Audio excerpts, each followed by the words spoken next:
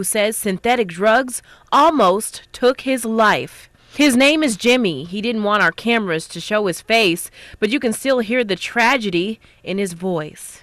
My wake-up call came when I started getting my money from family members and doing it, and for 5 months hiding that.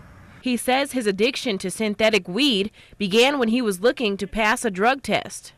They came out with this stuff, spice and all, and friends said it works, and that was right up my alley because you couldn't fail a drug screen with it. So he and some friends tried a spice called Head Trip, but little did he know the substance would take him on a ride he'd never forget. I just got out of rehab from this stuff because it's very addictive, and I smoked the marijuana for years and never had any problem with it, but this stuff here cost me almost my life. Jimmy says that he and many other adults and young people in the Delta bought the drugs from local convenience stores. It just tugged at me to let people know that they're selling this in Greenville.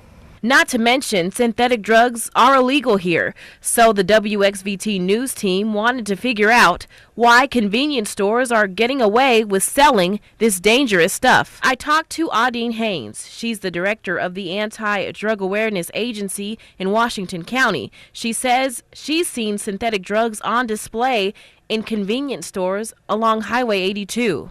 It makes me angry because they're just only after the money. They could care less about how people really feel.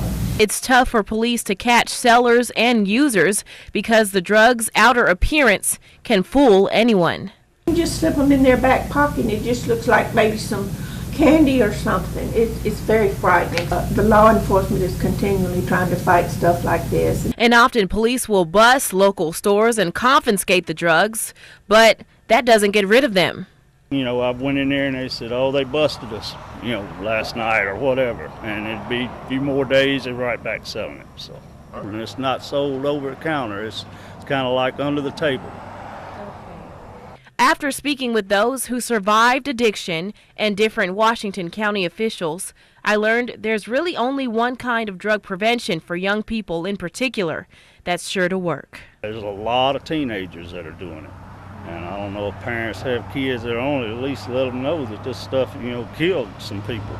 Parent is the most important anti-drug prevention program there is. In Greenville, I'm RENAE Skinner, WXVT Delta News.